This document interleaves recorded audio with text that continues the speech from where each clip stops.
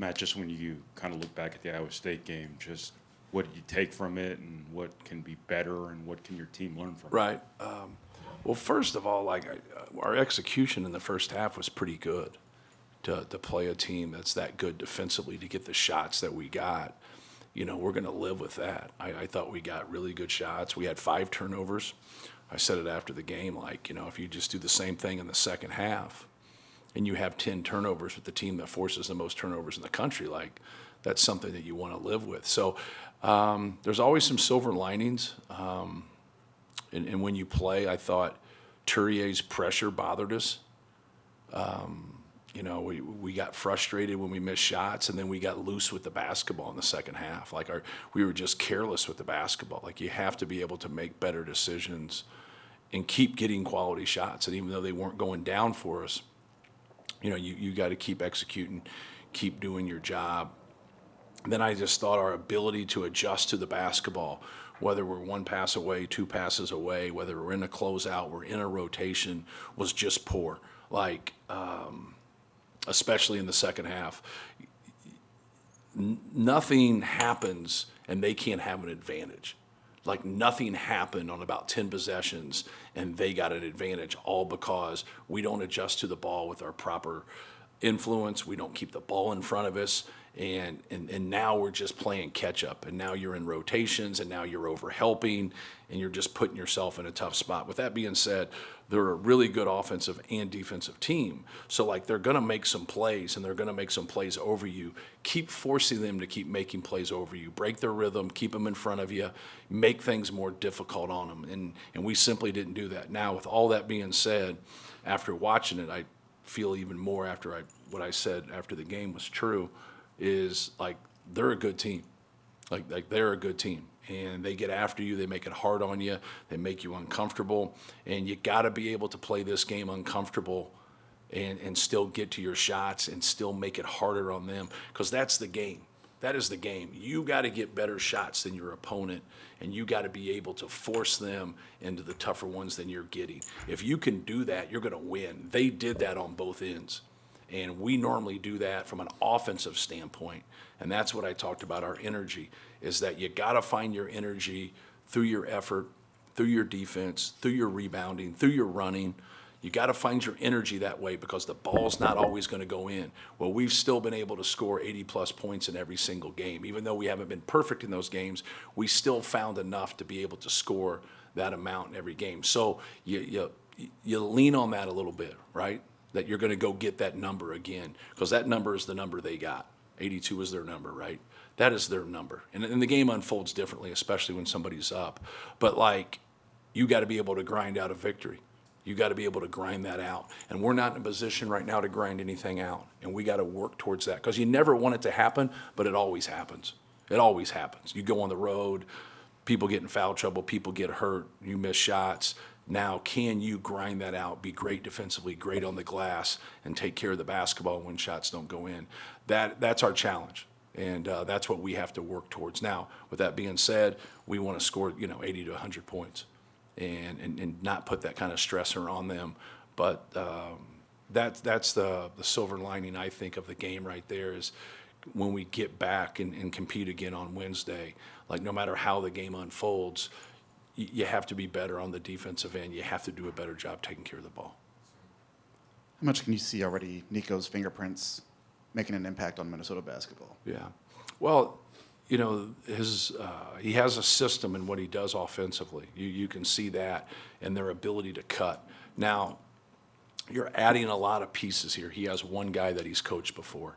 And so now as he, adds those pieces, and he keeps developing, and you can keep guys there, especially homegrown guys, now you can start to really be efficient and be good from an offensive standpoint. And that's where, I watched him a lot last year because of Morty, and I watched their games whenever I had a chance. And so I probably watched him a handful of times. And they're just really good at cutting. They're really good at getting to their action. He does a good job. He did it with his kid last year. His name's escaping me. That was a draft pick. They do a really good job of getting him in their spots like they do Tyson, but then they also do a great job of leveraging you getting up your line, leveraging you being over anxious. They get a lot of backdoor cuts. So that's what I see. I see really good offense, and then their defense is really starting to pick up. They're getting more stingy. I thought they did some really good things against Indiana, and obviously their game was at home. But I thought their defense was vastly improved from their tournament game. They had times in their tournament games where they'd go in spurts where they would do good defensively, then they would have more breakdowns. I just thought the consistent play there, I thought their crowd obviously helped them in that game. But that's what I see. He's been successful every place he's been, so he'll be successful there.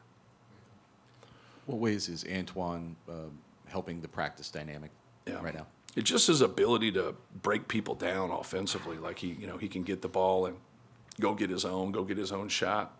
Very athletic, long, big guard, and then his ability to put pressure on the ball.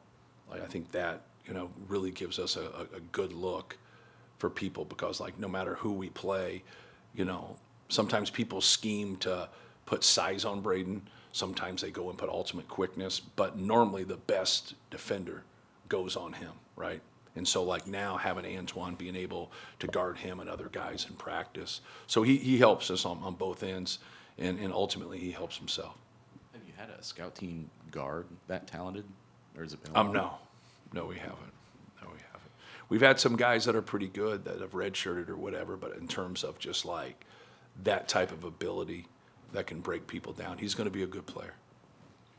Matt, does a lopsided loss affect the team or the way you handle it more than like a 5-point loss? Yeah, I don't know. That's a good question. I think how it affects us is how we play going forward, right? Like I think that's you don't solve it in a press conference. But like, yeah, it's humbling more than anything. Like that's the kind of the two places, if you're a coach or you're a player, like you're either humbled or you're about ready to get humbled. And, the devil's in the detail, and you got to be able to compete. Like every game, you got to be able to go out there and compete, and no matter what happens, you can't stop doing that.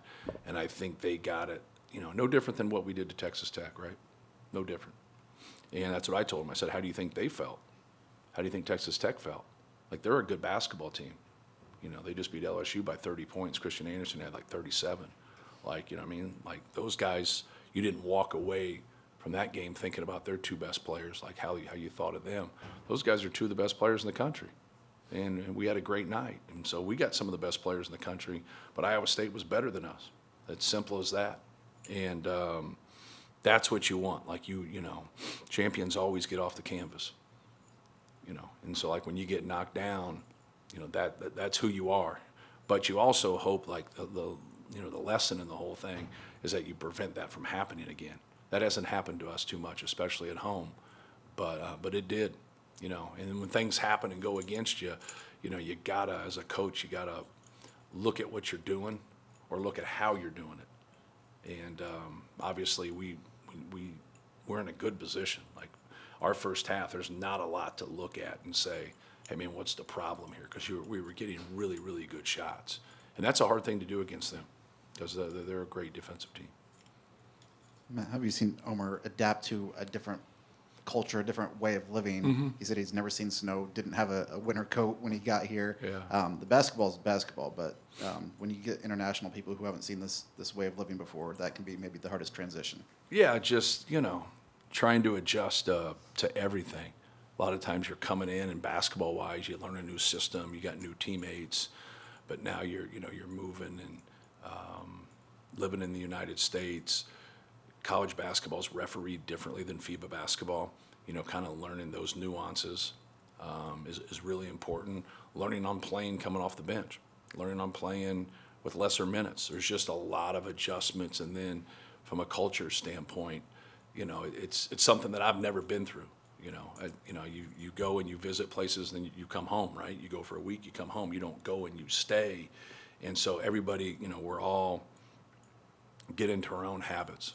We all get to where like we get comfortable with things, and some of the things kind of outside of basketball, you're going to adjust to a little bit slower because you're used to certain things. But he's been great. He's worked really hard and he's put in a lot of time. And I know like it's frustrating sometimes not seeing some shots go down, but that's part of basketball. You work through it. You keep putting in your time. You keep watching film, and he's a good player. He'll keep getting better, and he'll keep being more comfortable. Is part of that being just having a professional background? Like he's been through this maybe more than a typical freshman. Yeah, his club team that he was with for 10 years. So even though you look at Maccabi Tel Aviv as his pro team, that's his club. So he played all age groups coming up with that. So that's something he's been very familiar with. What jumps out to you about the challenges of Cade Tyson, especially when you're going to be guarding him with a bigger guy who you need back on the glass too? Yeah, good player. He does a good job moving without the basketball.